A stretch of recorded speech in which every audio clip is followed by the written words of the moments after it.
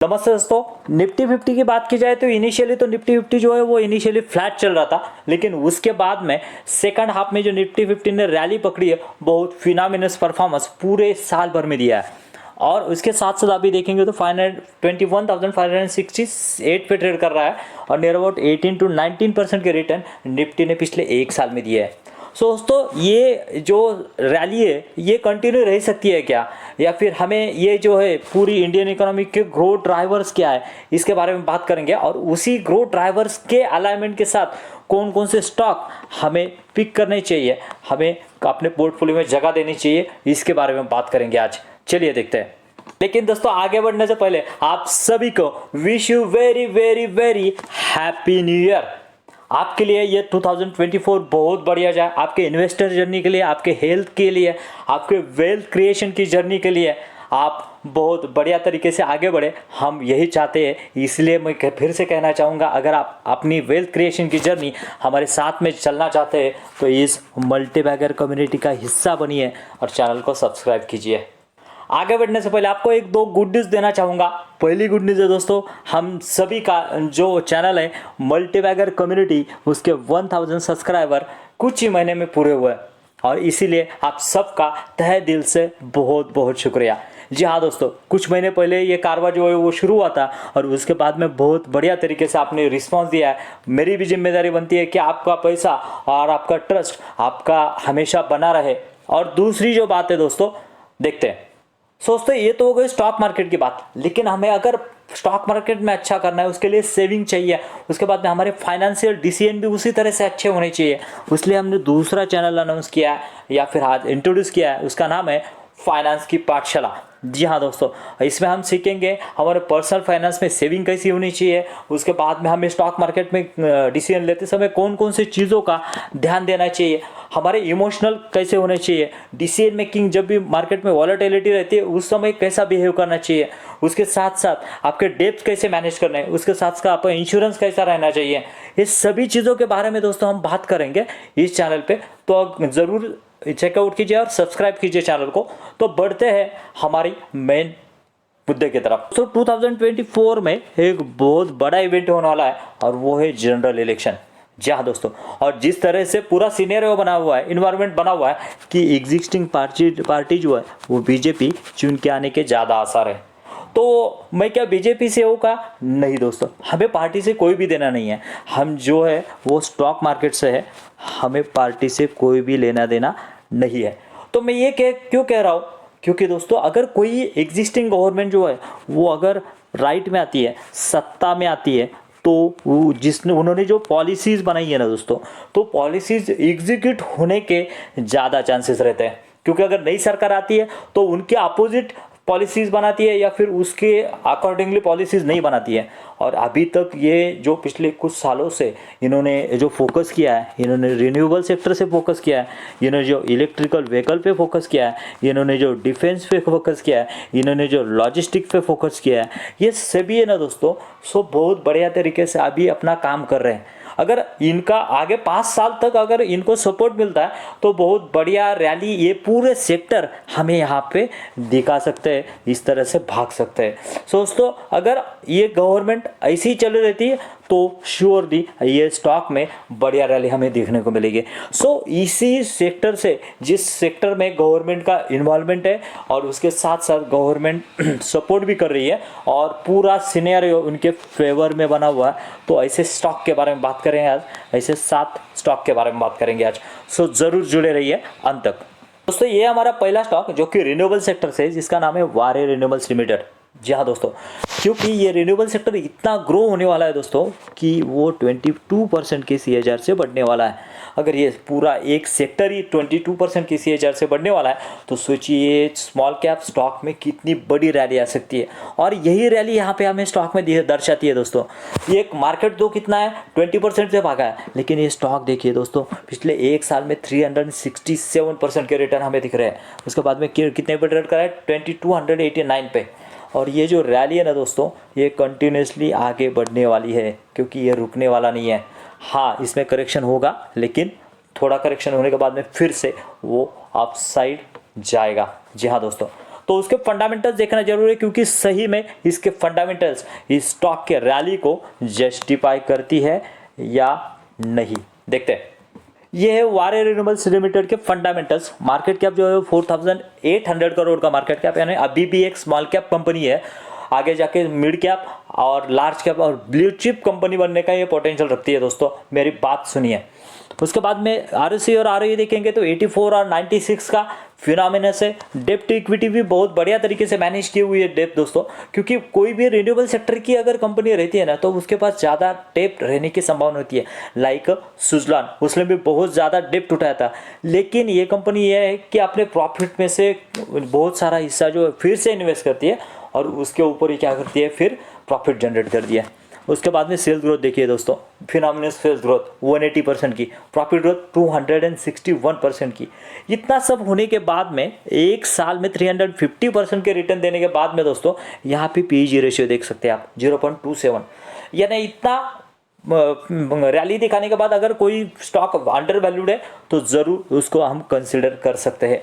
ये स्टॉक आपको डिविडेंड नहीं देगा, क्योंकि ये अभी जो जितना भी पैसा है वो खुद की ग्रोइंग में लगा रहा है। और उसके साथ साथ प्रोमोटर होल्डिंग देखेंगे दोस्तों, तो प्रोमोटर होल्डिंग भी फिनोमिनस 75% की प्रोमोटर होल्डिंग हमें यहाँ पे दिख रही है।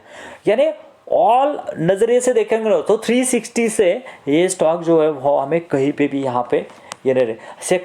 सेक्टर बढ़िया है, उसके बाद में फंडामेंटल्स बढ़िया है, स्टॉक भी बढ़िया तरीके से कर रहा है। हम आगे देखेंगे। देखिए यहाँ पे दोस्तों, यहाँ पे कंपनी के प्रॉफिट ग्रोथ देखिए दोस्तों, इनिशियली तो निगेटिव चल रहा था, उसके बाद में 9, 55, 77, कहाँ पे हमें डिप दिख रहा है? नहीं। सो दोस्तों जरूर स्टडी कीजिए। हमारा दूसरा स्टॉक जो है देखते हैं कौन सा है दोस्तों। 2020 में जब कोविड आया था ना, उसमें बहुत सारे निगेटिव थिंक हुए थे, लेकिन एक पॉजिटिव थिंग हुई थी दोस्तों, उसने पूरी दुनिया को देखने का नज़रिया चेंज कर दिया। जी हाँ दोस्तों, अगर किसी गांव के लड़के को अगर कुछ सीखना है या फिर ट्रेनिंग लेना है दोस्तों, उसको सिटी में आना पड़ता था, और सिटी में आने के बाद में वो क्लास ज्वाइन करो, ये करो, उसके अकोमोडेशन का ये पूरा चीज़ें जो है उसमें बहुत सारा खर्चा और उसका बहुत सारा टाइम जाता था। लेकिन दोस्तों अभी बहुत सारी चीज़ें जो है ऑनलाइन आ गई है। जी हाँ दोस्तों, और एजुकेशन भी अभी क्या हुआ है, ऑनलाइन आया है। और इसी से रिलेटेड हमारी अगली कंपनी है जिसका नाम है ग्लोबल एजुकेशंस लिमिटेड, जो कि बहुत बढ़िया फंडामेंटल के साथ अभी काम कर रहा है। हम देखते हैं उसके फंडामेंटल्स।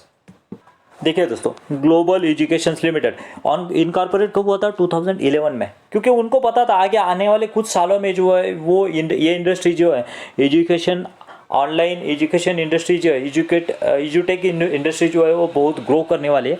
उसी तरह से उन्होंने क्या किया, 2011 से ये स्टार्ट किया था। उसके बाद में इसके फंडामेंटल्स देखेंगे दोस्तों, फंडामेंटल्स भी बहुत बढ़िया मुझे लग रहे हैं। आप भी ज़रूर स्टडी कीजिए, मेरे कोई भी रिकमेंडेशन नहीं है। उसके बाद में देखेंगे तो फंडामेंटल्स देखिए दोस्तों, मार्केट कैप जो है वो एक माइक्रो कैप कंपनी है, 656 करोड़ का।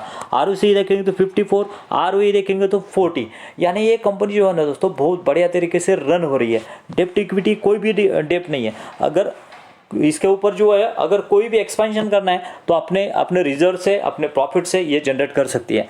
सेल्स ग्रोथ और प्रॉफिट ग्रोथ देखेंगे तो नियर अबाउट प्रॉफिट ग्रोथ 30% के प्रॉफिट ग्रोथ। PEG रेशियो देखेंगे तो 0.72, यानी अभी भी ये स्टॉक जो है वो अंडर वैल्यूड है। जी हाँ दोस्तों, और इसके साथ साथ प्रोमोटर होल्डिंग भी देखेंगे तो 74% की प्रोमोटर होल्डिंग यहाँ पे बनी हुई है। और उसके साथ साथ अगर उसके प्रॉफिट देखें तो मैं हमेशा कहता हूँ कि ईयरली प्रॉफिट देखो। क्वार्टरली में तो वॉलेटिलिटी चलती रहती है, लेकिन ईयरली में हमें अंदाज़ आता है कि किस तरह से कंपनी ग्रो हो रही है। तो देखिए दोस्तों किस तरह से ग्रो हो रही है। इनिशियल तो प्रॉफिट नहीं था, लेकिन 13,555 उसके बाद में 31 तक प्रॉफिट गया है TTM में।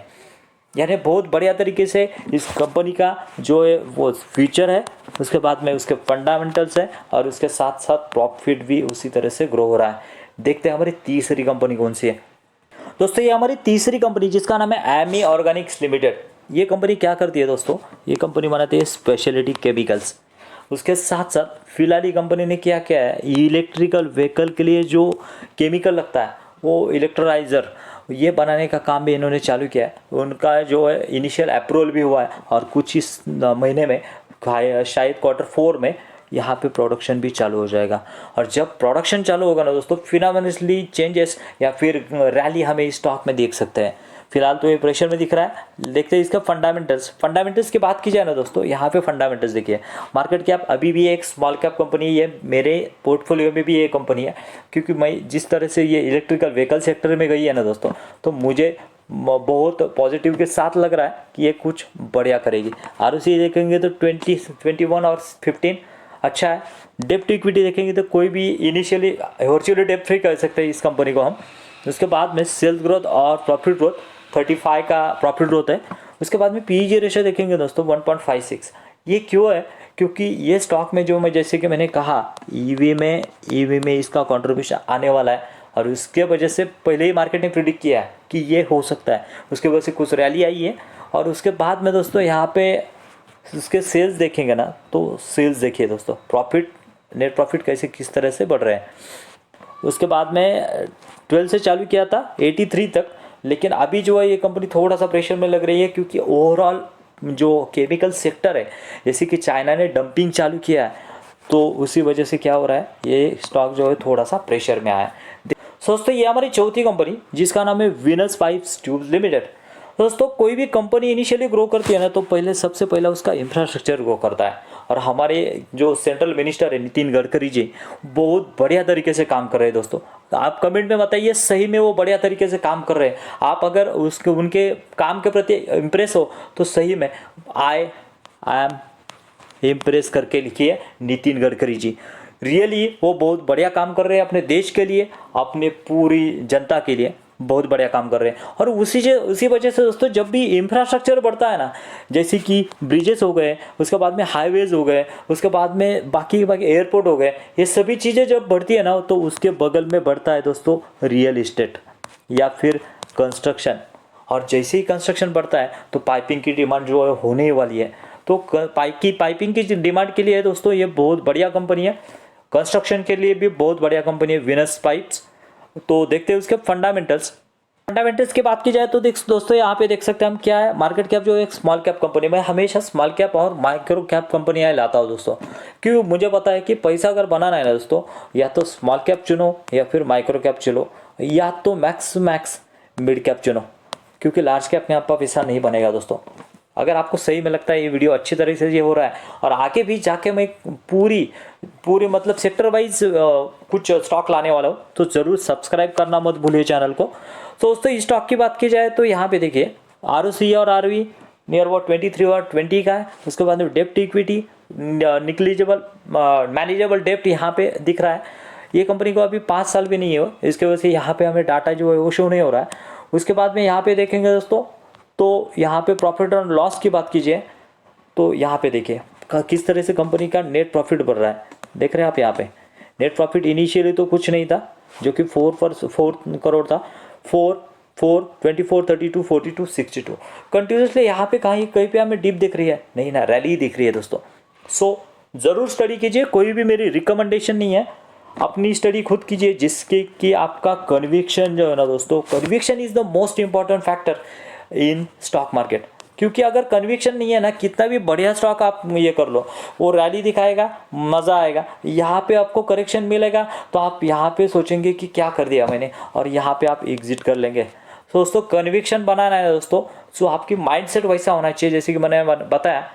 तो देखते हमारा अगला स्टॉक दोस्तों, सर्विस सेक्टर की बात की जाए ना, तो इंडिया में सबसे बढ़िया सर्विस सेक्टर में हमारा कर रहा है वो है IT सेक्टर, और बहुत बढ़िया रेवेन्यू हमारा एक्सपोर्ट से, IT एक्सपोर्ट से हमें लाके दे रहा है। और उसमें से ये कंपनी है केसॉल इंडिया लिमिटेड, जो कि बहुत बढ़िया कर रही है।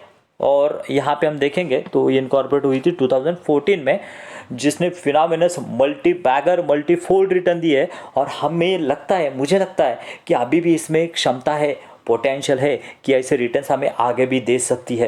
क्यों? देखिए मार्केट कैप की बात की जाए तो जैसे मैंने कहा अभी भी ये कंपनी जो है वो स्मॉल कैप है, अब माइक्रो कैप से जस्ट आगे निकल चुकी है। ROCE और ROE देखेंगे तो 171 128 फिनोमिनस है दोस्तों। डेप्ट इक्विटी कोई भी डेप्ट नहीं है, बिना कर्जे वाली कंपनी है दोस्तों। यहाँ पे PEG रेशियो देखिए, हमें नियर अबाउट पिछले 3 से 4 साल में 20 टाइम्स रिटर्न देने के बाद में भी ये स्टॉक अभी भी अंडर वैल्यूड है।